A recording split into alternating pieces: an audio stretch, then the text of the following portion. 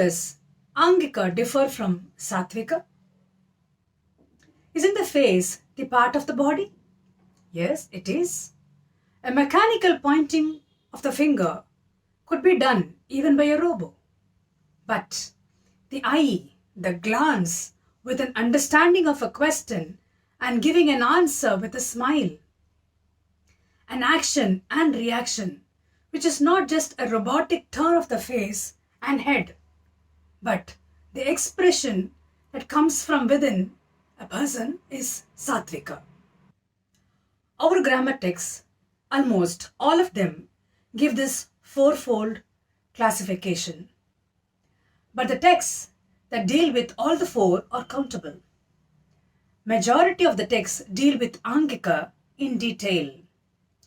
Some also deal with Aharya. Texts that deal with Vachika are less, and only a very few of our texts deal with Satvika.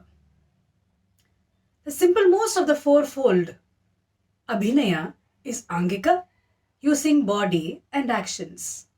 Perhaps this could be the first language of mankind.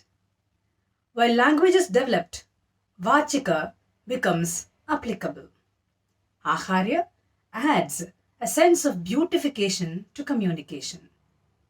Satvika could be called as the final fruit of human evolution, where simple communication takes a form of aesthetic communication.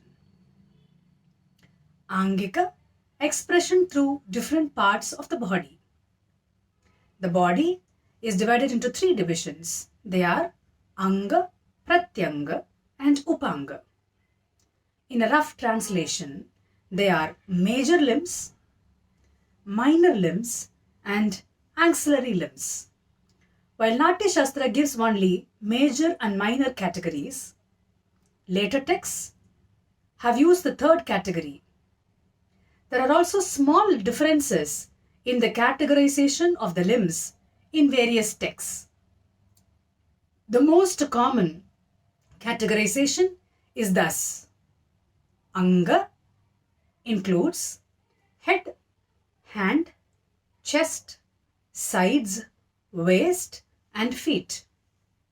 Pratyanga includes shoulders, arms, back, belly, thigh and shanks. Upanga, the glance, eye, lashes, eyeball, cheeks, nose, lip, teeth, chin, etc. of the face, along with knees, heels, etc. The various movements of each of these body parts have been categorized. Then, in each of this category, their possible distribution is laid down. For example, there are 13 head movements in Natya Shastra and 9 according to Abhinaya Darpana. This is the categorization part. Then, the distribution or the usage, Vinyoga, for each of them is given. For example, one of them is taking the head up. This is called Udvahitam. With a Udvahita Siras, one can look at the sky, a temple tower, the moon, the stars, etc. The most special is the Hasta, the hand gestures, very unique to classical dance. The gesture language extends to Abhinaya for gods, goddesses, demons, kings, seasons, castes, the Shavatarams, years, relationships, birds, animals, and so on. According to one categorization, Angika is said to be of 4 types. They are Suchika, using hands and legs for animate and inanimate objects, along with saying the names. Bhava Binaya is expressing bhava with head and eyes. Dunda Binaya, using eye, feet, head and hand. Lakshanika Binaya, showing figures that anybody could understand. In another category, Angika is of 6 types. They are Vakya, Suchya, Ankura, Shaka, Natyayita and Nivrittan Kura. Similarly, every part of the body has been categorically dealt by our texts. Vachika. Vachika is the audio element for communication. In dance, it could be the text, speech, dialogue, and or song. Besides words which have meaning, even the syllables narrated come under Vachika. Sounds such as thunder, rain, and a bird are also Vachika. In fact, elements of poetry and prosody are dealt with in elaborate texts. Vachika is classified under 4 heads. They are Swagita. The actor or the dancer themselves pronounce or sing while dancing. Upagita. While the singer sings, the dancer exhibits corresponding Abhinaya. That is what we find mostly today. Sushabda. The Chollukattus for dance narrated by the dancers themselves.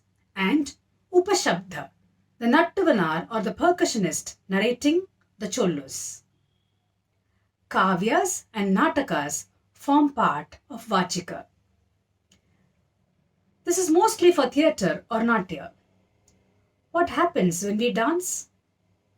To us dancers, it is mostly the poem, which could be a kirtanam or a varnam or a padam to which we present the abhinaya or represent the poem as abhinaya.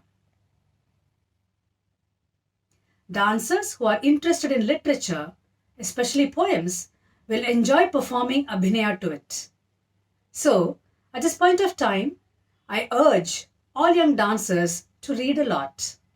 Essays, articles, poems that will enrich thought and expand your imagination.